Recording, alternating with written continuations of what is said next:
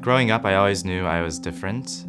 I just didn't relate to my brother or my cousins or friends that I had the same way that they seemed to relate to each other. I spent 3 years being on broadcast, not wanting to be out because I was afraid of Twitter comments, Reddit comments, you name it. And I think that changed when I was around 11 years old. My family was on vacation in Washington, D.C., and there was these two teenage boys who came into the cafe and they kissed each other.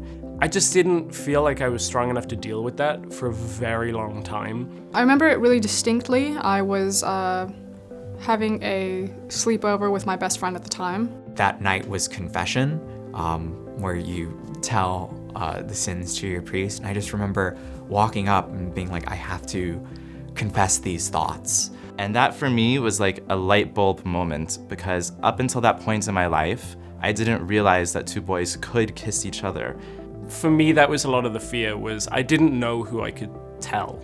I really didn't know who would be okay with it. I have to talk to them about it because it's sinful, it's terrible. And when I got there, I couldn't say anything, I just cried. I told people that I was just having a really religious experience, and they're like, oh, he's closer to God and he's crying, and he has like such a spiritual connection, and they didn't realize what was actually the cause of that.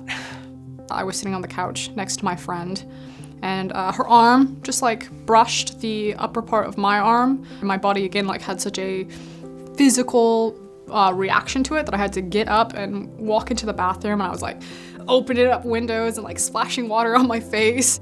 I almost wish that there was a moment where I just stopped myself and said, okay, this is who I am. I looked up in the mirror, and in my head, I very clearly and distinctly remember thinking, oh, I didn't expect this.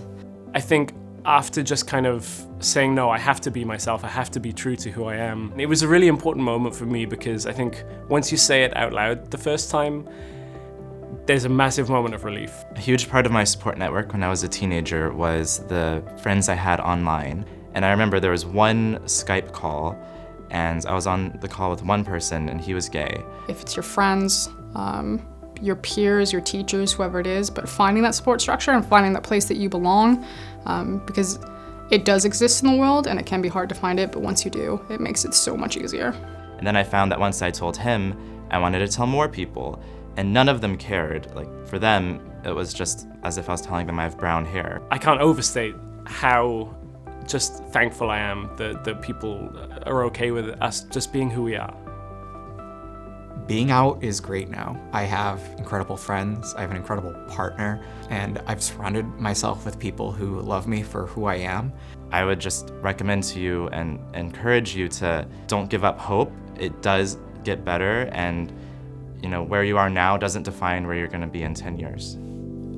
I didn't think I would ever have that when I was younger. And just thinking back to where I was and who I have now, it feels really good. Genuinely, there are people who will love you for who you are, and don't ever overlook that. It can seem very dark and very troubling at times, but trust me, there are people who love you.